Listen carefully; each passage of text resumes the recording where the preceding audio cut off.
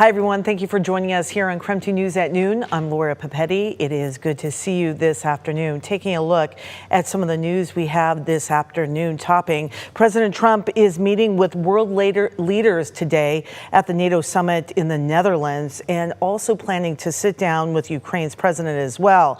However, the U.S. airstrikes in Iran's nuclear sites certainly the dominant topic of discussion. Natalie Brand is reporting right now from the White House.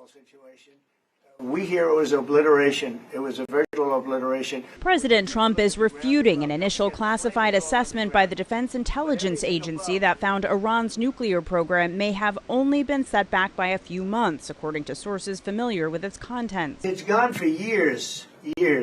Very tough to rebuild because the whole thing has collapsed. Officials familiar with the report also caution it's an early assessment that could change. They said it could be very devastating, very serious. Moderate to severe, and we believe far more likely severe and obliterated. Later, the Israelis backed up the president, saying the U.S. and Israeli strikes set back Iran's ability to develop nuclear weapons by many years. The devastating U.S. strike on Fordo destroyed the site's critical infrastructure and rendered the enrichment facility totally inoperable. It was devastated. The conflict with Iran dominated the initial hours of the NATO summit, but now Russia's war on Ukraine is back in focus. President Trump met behind closed doors with Ukrainian President Volodymyr Zelensky. What I took from the meeting couldn't have been nicer, actually, but I took from the meeting that he'd like to see it end.